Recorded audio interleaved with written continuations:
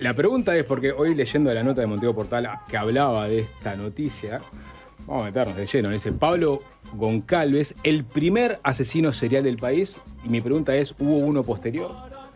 ¿No? Pues el primer asesino serial del país. Volvió a Uruguay y fue denunciado ante la seccional número 14 por una mujer que dijo que él la abordó y le preguntó si lo conocía. Según informó el periodista Eduardo Previ, confirmó Montego Portal con fuente del Ministerio del Interior. Las fuentes citadas señalaron que Goncalves regresó al país desde Paraguay en noviembre del 23 y que la denuncia radicada en la comisaría de Carrasco ocurrió en las últimas semanas. Al parecer, la mujer denunció que fue abordada en su casa y que le preguntó si conocía el caso Goncalves y que se identificó ante ella. Y bueno, al parecer, él ahí le dijo que no había actuado solo en los asesinatos del 92, por los cuales estuvo en la cárcel durante 22 años. 23 años. 23 años. 23 años y 7 meses. Bien. O sea, una mujer fue a la 14, a la seccional, y dijo, me abordó un tipo que dijo ser Pablo Goncalves, me preguntó si conocía el caso, y me dijo que no actuó solo. A la mujer se le mostraron fotos de Goncalves y dijo, sí, efectivamente es él. Ahora tiene canas. Increíble, ¿no? Esta supuesta reaparición de Pablo Goncalves, aparte fue en el barrio de Carrasco. Sí. Confirmado que está en Uruguay, porque fuentes del Ministerio del Interior confirmaron que en el mes de noviembre él ingresó a Uruguay por el puente de Salto Grande. Y las autoridades presumen que continúa en el territorio, no tienen el dato de que se haya salido. Claro. O sea, en noviembre entró y no se ha ido hasta ahora. En un momento estaba en Paraguay, ¿no? Sí, fue detenido en Paraguay. Fue detenido en Paraguay. Incluso con estupefacientes. Exacto. Creo que tenía una moto robada y cocaína. 2019, ¿no? Perdón, 2017. Fue capturado en Paraguay con un arma de 9 milímetros, cosa que está prohibida por la ley de armas paraguaya. Llevaba además 21 cartuchos, 9.1 gramos de cocaína y un celular que le fue incautado al momento de detenerlo. Nada de moto, entonces, ¿no? Bueno, no sé. No sé, por eso yo tengo ese recuerdo. Sí, yo también tengo recuerdo de la moto. ¿No tenés el recuerdo de que andaba en una moto? Yo tenía ese mismo recuerdo también. Fue encarcelado por tenencia de armas y drogas y liberado en 2019. Ahí tenés. Ahí está. Y estamos hablando de una persona que fue detenida en el año 93, ¿no? Salió el jueves 23 de junio del año 2016. Pablo Goncalves, después de cumplir, creo que 23 años y 7 meses, tantos días de prisión, acogiéndose a los beneficios de condonar parte de la pena por, días de trabajo y esto y lo otro, ¿no? Porque en realidad le habían dado la pena de pena máxima, 30 años, ¿no? Por los 3 homicidios. El homicidio de Ana Luisa Miller, que fue el primero que cometió, que ocurrió el 1 de enero de 1992. El homicidio de Andrea Castro, que fue en septiembre de 1992, o sea, 9 meses después de el primer homicidio. Y finalmente el homicidio de María Victoria Williams, una chica salteña que vivía en la casa de su tía, a 2 casas de donde vivía Pablo Goncalves, en la calle Arocena y Lieja. Era una casa en la esquina, y a 2 casas en la casa de su tía, esta joven de 20 y pocos años, que estaba, creo, terminando sus estudios y a la vez trabajando, fue abordada por Pablo Goncalves una mañana de febrero del año 93. Pablo Goncalves le pedía ayuda desesperado porque su abuela había tenido un accidente doméstico, ¿no? Y necesitaba de ayuda. La parada está ahí, prácticamente enfrente a la casa, a 30, 40 metros.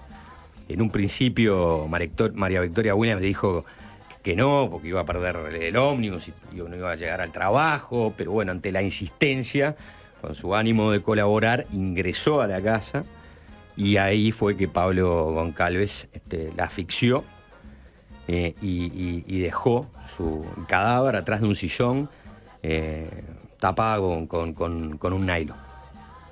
Después quemó parte de sus pertenencias, creo que fue en un tacho en la casa, y no sé si al día siguiente o en la noche dejó el cadáver en el Parque de Roosevelt, donde lo encontraron la policía, no me acuerdo, algunos días pasaron, ¿no?, para que encontraran ese cadáver.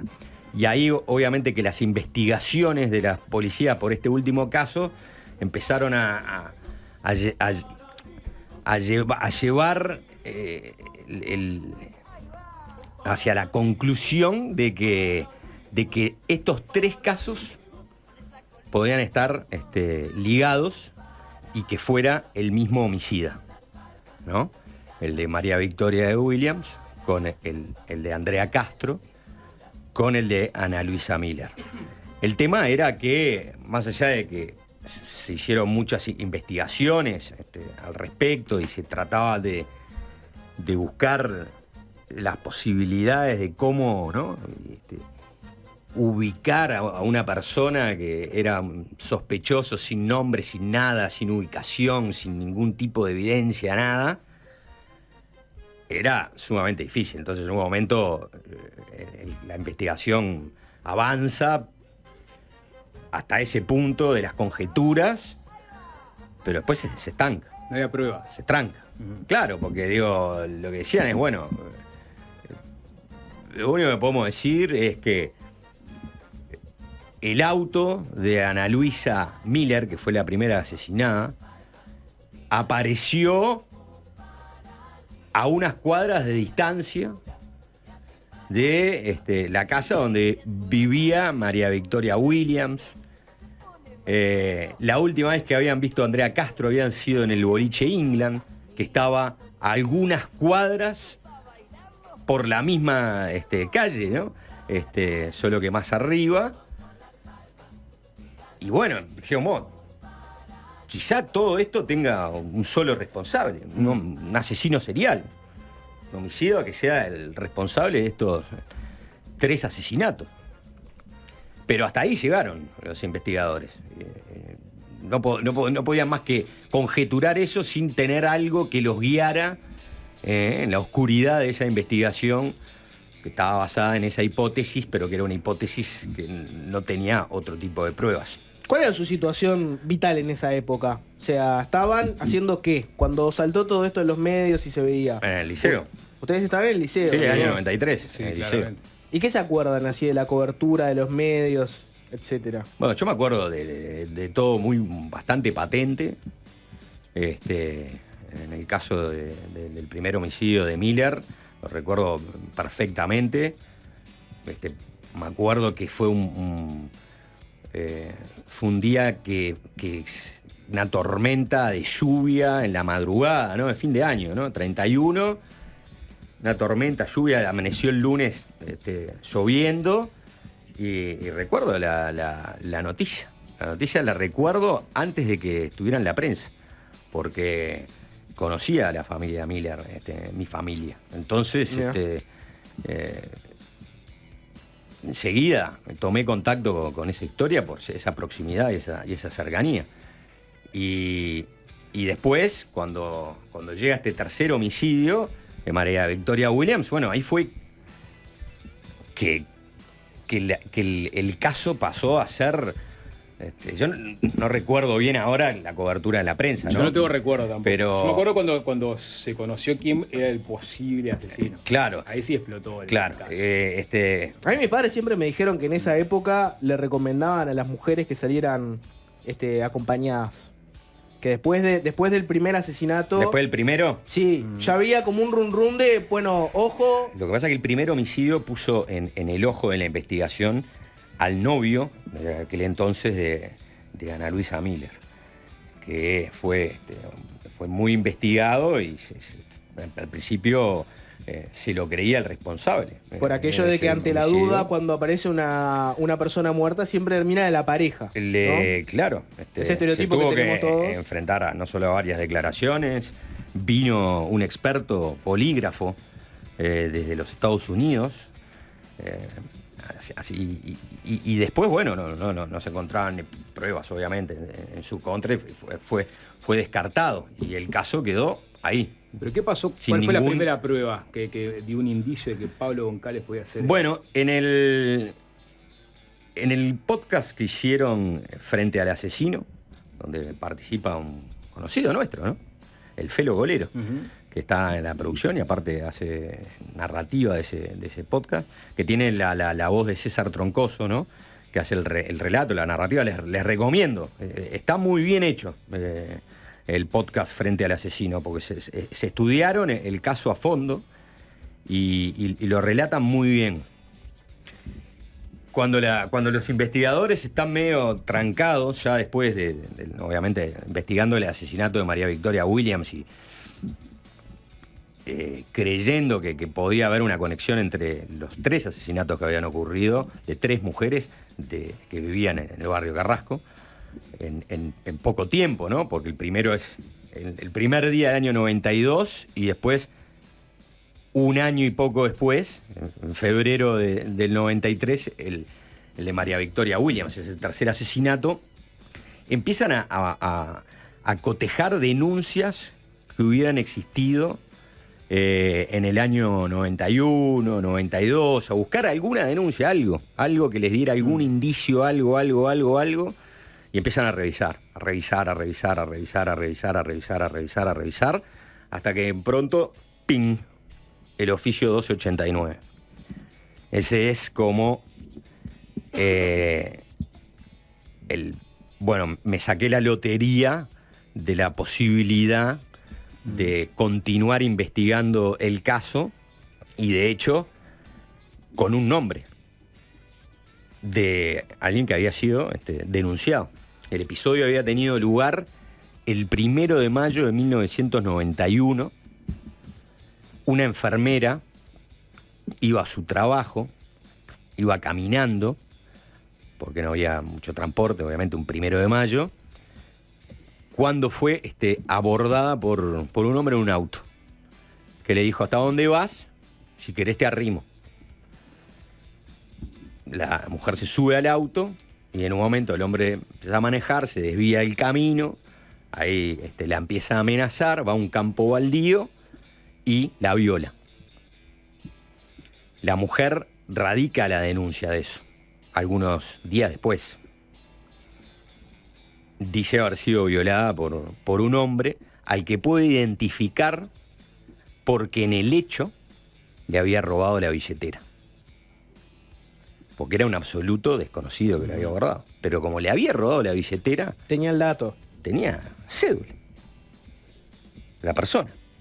Entonces la persona es citada a declarar por la policía. Y da otra versión de los hechos.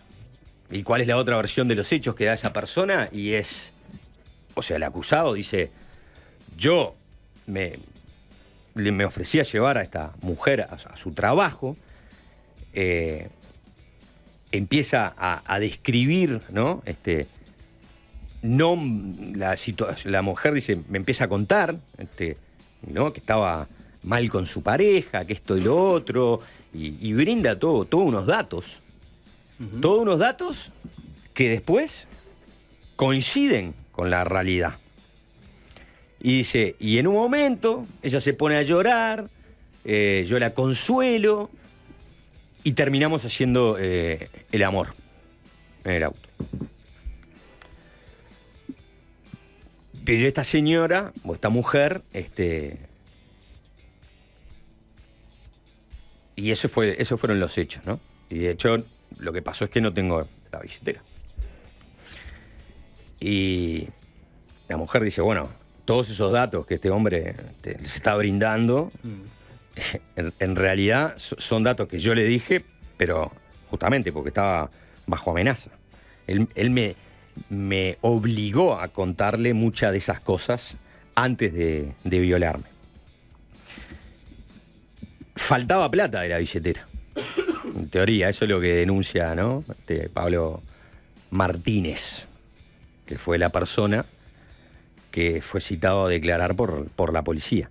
Pablo Martínez. Pablo Martínez. Así es como figura esta persona Así como se presenta esta persona ante la policía, es Pablo Martínez. Y eso es lo que encuentran después. La denuncia no se encuentra, ¿no? Más pruebas que los dos testimonios. Un careo entre los dos. Sí, un careo entre los dos.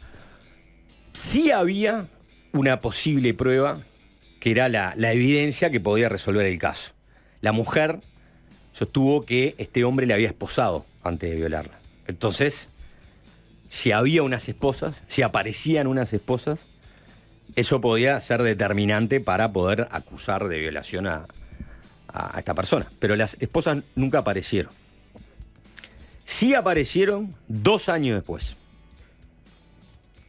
cuando la policía estaba investigando el crimen de María Victoria Williams, relacionado también a la posibilidad de que otros 2 asesinatos hubieran sido cometidos por una misma persona. Entonces, cuando se encuentran con esta denuncia, ahí es el disparador para llegar hasta Pablo Goncalves. Que Pablo Martínez era Pablo Goncalves. ¿Para cuánto pesó ahí? Porque viste que te voy a tirar una cosa que se dijo mucho en la época. Obviamente se olisquea medio golazo, ¿no? Pero decímelo vos. Viste que siempre se dijo, él en realidad, por tener un padre diplomático, porque la familia tenía como ciertas conexiones políticas, eso también lo ayudó a zafar de esa primera acusación de violación. Viste que quedó como en el imaginario popular de que está. Sí, lo ayudaron a zafar. Habrá tenido un buen abogado, supongo. Como lo tuvo después en su momento cuando fue apresado en el Chuy y fue acusado de haber cometido estos homicidios. Y su abogado era Schurman Pacheco. Era uno de los abogados penalistas más prestigiosos del país. No sé si eso le habrá facilitado zafar de ese caso. Yo creo que vos pensá, Jorge, año 1991. Un delito de violencia sexual. Otra justicia, ¿no? Imagínate que no existía nada parecido a la perspectiva de género. Sí, claro. ¿No? Entonces, al no haber ninguna... O sea, al tener 2 testimonios en contrario y nada más que eso, listo. En un momento el caso se enterró y se archivó. Pero la indagatoria quedó. Entonces, cuando fueron al pasado, claro, vieron que estaba esta indagatoria previa. El oficio 1289, que es el que finalmente termina llevando, ¿no? hasta a la policía y a los investigadores hasta la persona que, bueno, había estado detrás de esa denuncia como acusado de una violación y ahora tenían que ver si era posible linkearlo a los asesinatos. Pero claro, ahí empiezan a haber muchas más conexiones. ¿Dónde vivía esta persona? A 2 casas de lo de María Victoria Williams. ¿Dónde había aparecido el auto de Ana Luisa Miller? Un Fiat Uno. A 2 cuadras de la casa donde vivía Pablo Goncalves, que era conocido en el barrio por arreglar motos. Por eso era conocido en la vuelta. Porque tenía en su casa, en el garage, un taller así, improvisado, donde arreglaba motos. Y bueno, en un principio Goncalves confiesa haber sido el asesino. Confiesa de la nada. Bueno, porque tenés 2 pruebas que son muy débiles. Viví cerca y la conexión del auto. Cuando se hace público el nombre de Pablo Goncalves relacionado a estos 3 homicidios, un amigo conocido de Pablo Goncalves, a quien Pablo Goncalves le había regalado las esposas en aquellos días donde se lo había acusado de esa violación. Él va y esas esposas dicen, mira, toma, te regalo esto, no sé qué, si te sirve para algo. Esa persona, cuando se entera de la notoriedad de todo este caso y el nombre de Pablo Goncalves, lleva a las esposas como prueba de que él había estado detrás de esa violación. Entonces, ahí se hace mucho más fuerte la posibilidad de que realmente fuera el asesino. Y en un principio, con todas las cosas que se le presentan, supongo que de haber tenido horas y horas de declaraciones, él hace la confesión. Confiesa haber asesinado a las 3 mujeres. Y a los pocos días declara en contrario. Y eso sale en la prensa con los siguientes titulares. Pablo Goncalves declaró haber confesado los 3 asesinatos bajo tortura. Y acusó a la policía de haberlo torturado y que mediante la tortura le habían arrancado las declaraciones, pero que él era inocente y que no había matado a ninguna de esas mujeres. Y el caso se da vuelta. Y se vuelve a complicar, ¿no? Porque ahí lo que necesitaban realmente era encontrar las pruebas como para poder acusarlo a Pablo Goncalves. Se hicieron la reconstrucción de los crímenes y se dieron mucho más datos. Pero Pablo Goncalves, en esa declaración nueva que hace en un juzgado, creo que fue en Pando, si no me acuerdo mal, y supongo que tiene que ver porque la aparición de los cadáveres fue en Canelones, dice que los datos que se habían brindado para la reconstrucción, a él se los había dado la policía. Vos vas a declarar que sos culpable, nosotros te vamos a brindar los datos, y eso lo habían logrado mediante la tortura. O sea, esa denuncia creo que inclusive se llegó hasta las Naciones Unidas.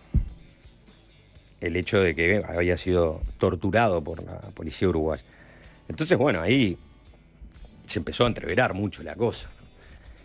Y ahí no recuerdo bien, pero hay alguna prueba que es fundamental, y ahora estoy jugando de memoria con lo que era el podcast, que ahora era el audio que estaba escuchando lo del oficio 1289, ¿no? Quería recordar bien cómo había sido esa historia, que había sido fundamental para llevar a la policía hasta Pablo Goncalves.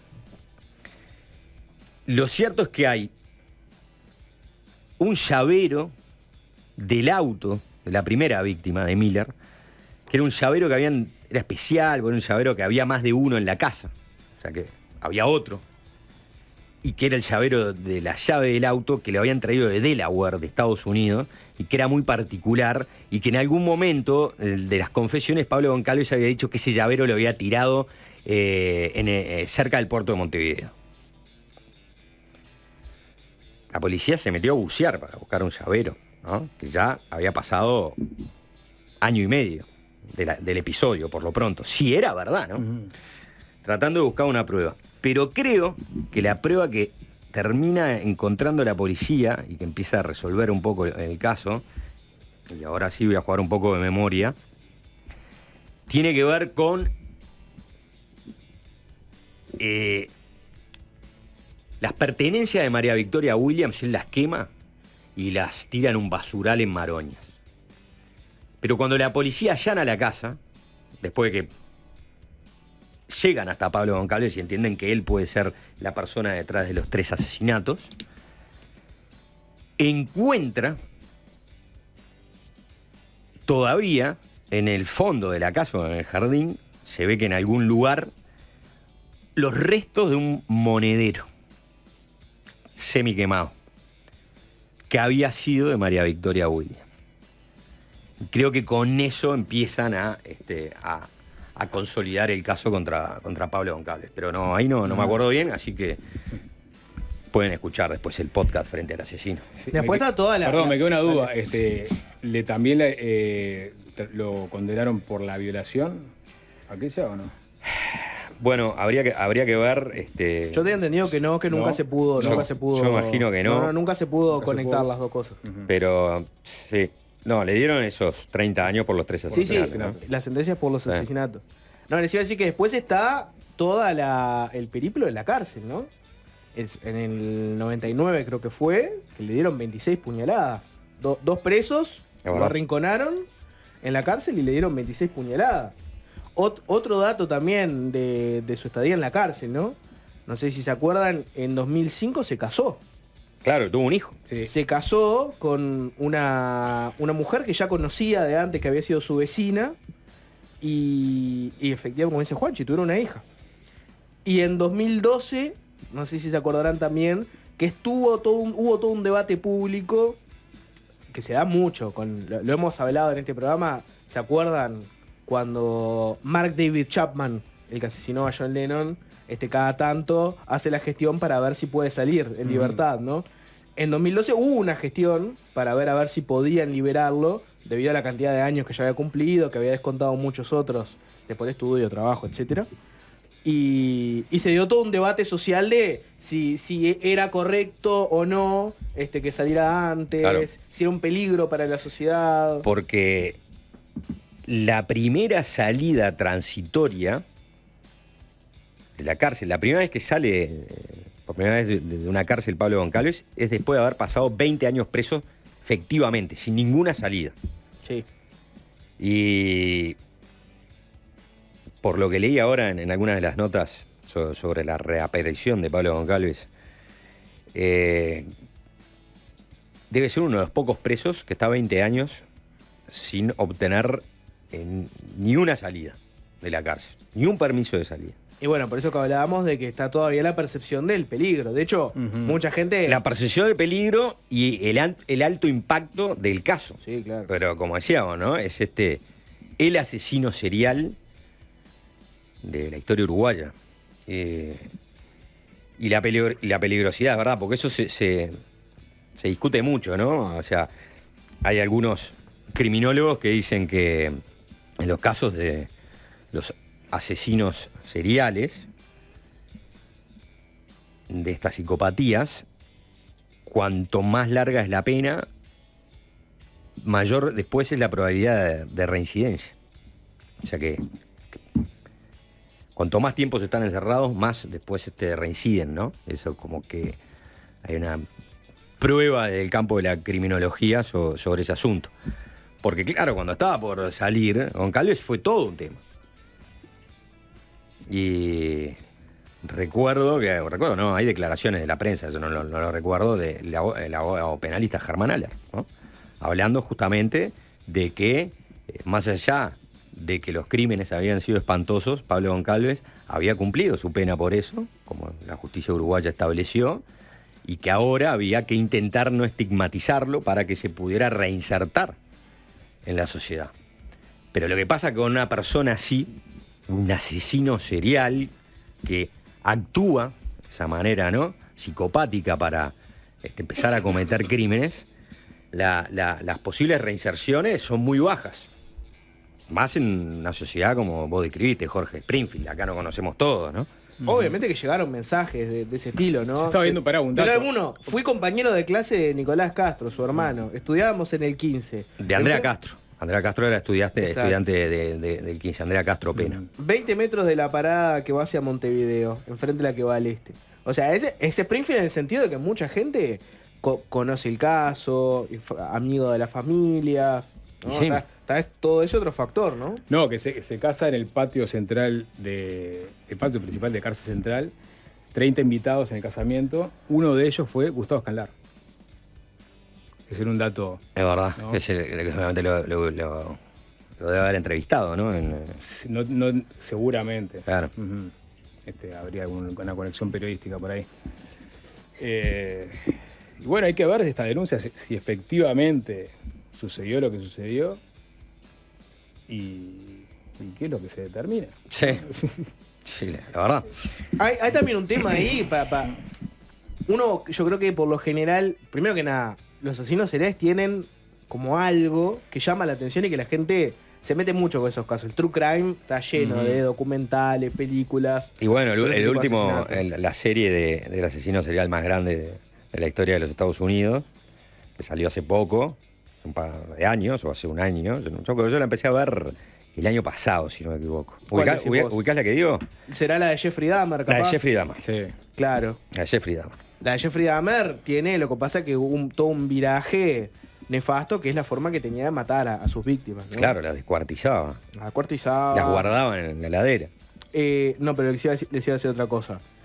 Yo creo que también interpela mucho a la sociedad, porque vos ves que en crímenes comunes, entre comillas, vos le encontrás una motivación. En el sentido de que una persona comete una rapiña y bueno, obviamente que hay todo un trasiego, la personalidad, Sí, mil por cosas. supuesto. Pero acá estamos hablando en el campo de la psicología profunda. Pero claro, pero una rapiña, está bien, la persona puede tener problemas, pero vos sabés que lo principal era robarle a alguien, ¿no?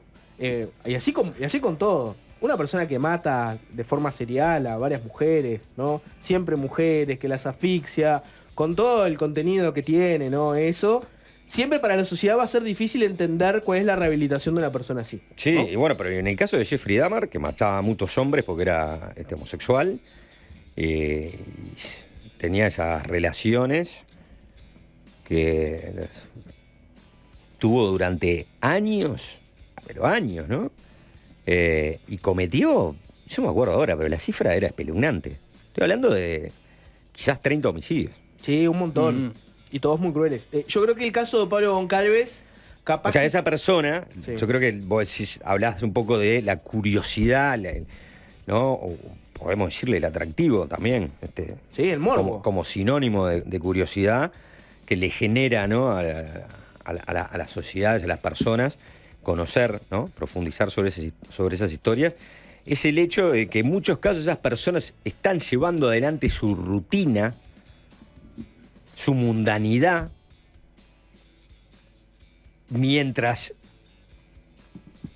son los únicos que saben y tienen esa otra vida, que es la vida de que estamos ante un asesino que mató y que va a seguir matando. Y es como si fuera un vampiro insaciable que necesita de la sangre, ¿no? Como si fuera Drácula, ¿no? Necesita... Si es una compulsión, están obligados a hacerlo. Claro, es como que lo necesitan como para... Y que mientras va pasando eso, y yo qué sé, y vos le ibas y le llevabas la moto a arreglar a Pablo Goncalves. Y estabas hablando con Pablo Goncalves y capaz que hasta te caía bien y decías, sí, es un fenómeno Pablo Goncalves. Me arregló la moto, no me cobró, ¿no? Y en su vida privada hay muchas Y historias cuando así, descubrís obvio. lo que esta era la persona que estaba detrás de estos 3 homicidios, esta era la persona que mató y descuartizó a 30 tipos, esta era la persona. Este que venía a comprar acá la verdulería, ¿te acuerdas que siempre se llevaba 1 kilo de naranja?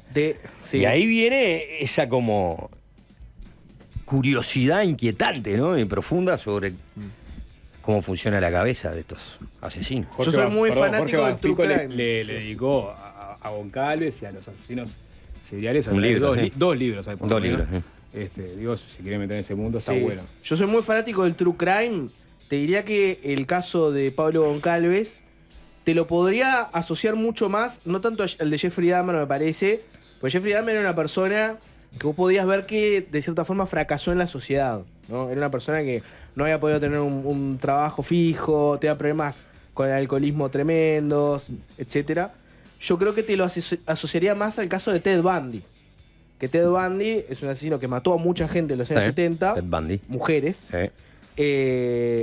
Que Ted Bundy lo que tenía, cuando esto se fue, el juicio se vio mucho, a la gente le llamaba mucho la atención que era un tipo aparentemente normal, fachero, era un tipo bien vestido, bien hablado, carismático. Era una persona que te llamaba la atención un poco lo que vos decías de mirar y no entender mucho cómo una persona de Carrasco, con una buena familia, Claro. que iba a conseguir un laburo, no iba a tener ningún problema, termina haciendo esto, parecido a Ted Bundy. Y con lo que vos decías de la desconexión entre la persona y su vida privada.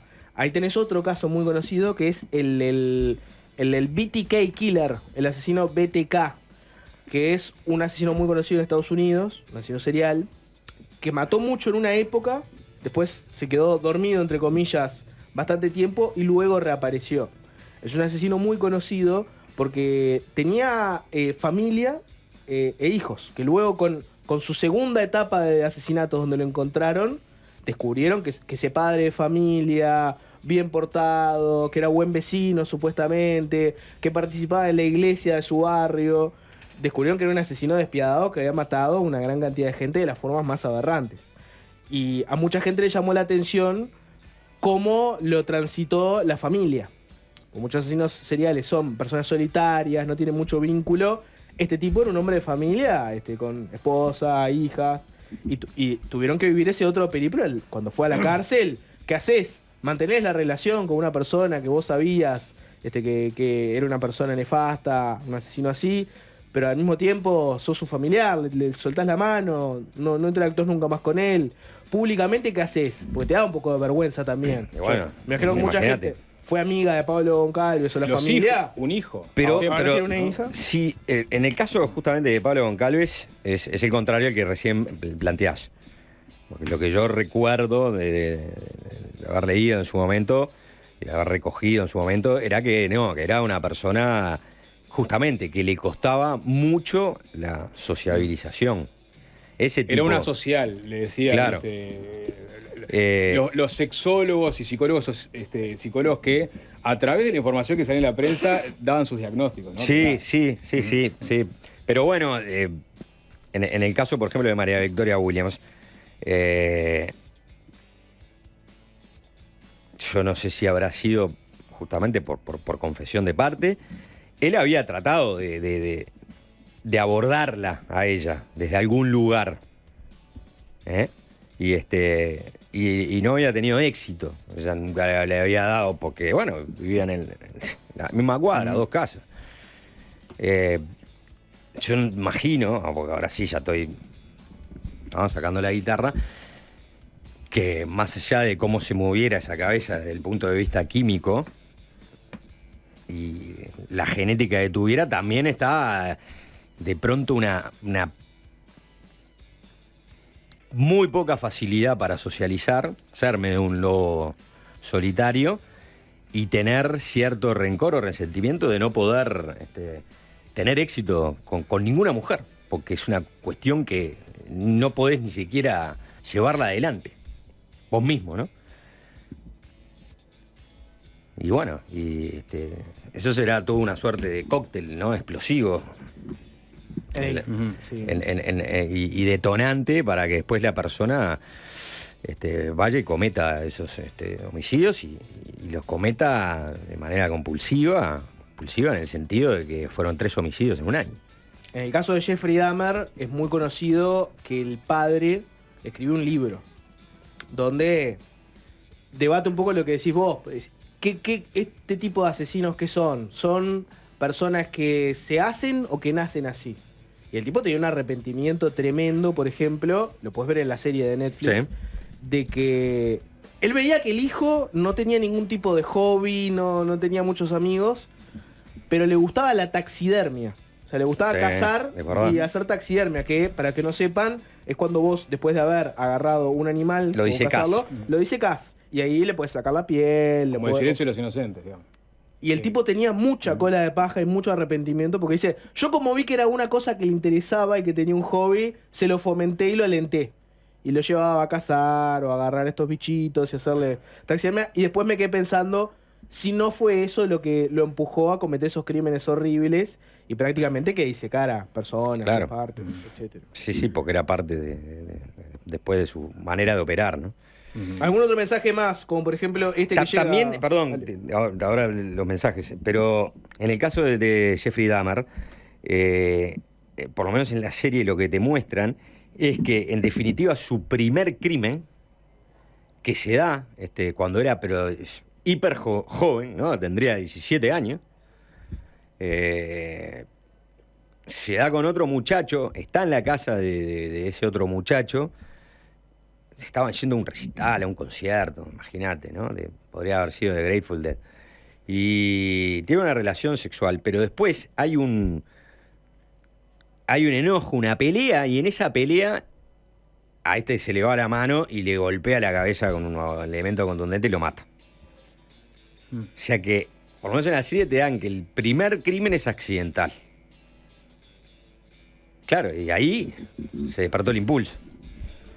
Claro. Alguien dice, ¿No? Jorge Bafico laburó en la cárcel y habla maravillas de lo que es Pablo Goncalves. Dice que es un tipo súper inteligente y vivo y que era encantador. Y bueno, esa descripción se hizo muchas veces cuando él llega a la cárcel, más allá del episodio de las puñaladas. Es una persona con una buena formación, con estudios, y que que sí, probablemente tuviera, ¿no?, un coeficiente intelectual quizá mayor a la media, mostraba esos rasgos de inteligencia y también esos rasgos que le permitieron, por ejemplo, convertirse enseguida en ser un referente de muchos presos. Claro, los asesoraba en temas básicos muchas veces. Claro. Sí, sí. ¿Algún otro mensaje más? Como por ejemplo este que llega al 097-441-443 y dice: fui compañero de María Victoria Williams el año de su muerte. Muy simpática, una persona muy linda, muy querida por todos sus cercanos. Hablando de gente que conoce, viste, a las familias, a las víctimas también. Fernanda Cossack, una fanática del True Crime, me hace este apunte que está bueno comentarlo. En Estados Unidos hay una ley, la Son of Sam Law, otro asesino serial también conocido, Son of Sam. Es básicamente una ley que impide a las personas que cometieron delitos de este estilo hacer libros, cobrar derechos por películas, series, etcétera. Todo lo que hacen tiene que ir para las víctimas. Que ese es un tema bastante polémico también, ¿no? Que hay casos de estas personas que estando en la cárcel, ponele, escriben un libro o venden sus derechos para una película o para un documental o lo que sea. Y claro, la plata tiene que ir para ellos o tiene que ir para la familia. En Estados Unidos dijeron, todo va para la familia, porque si no, no solo mataste a alguien de una forma horrible, sino que después te enriqueces vendiendo la historia. Sí, claro.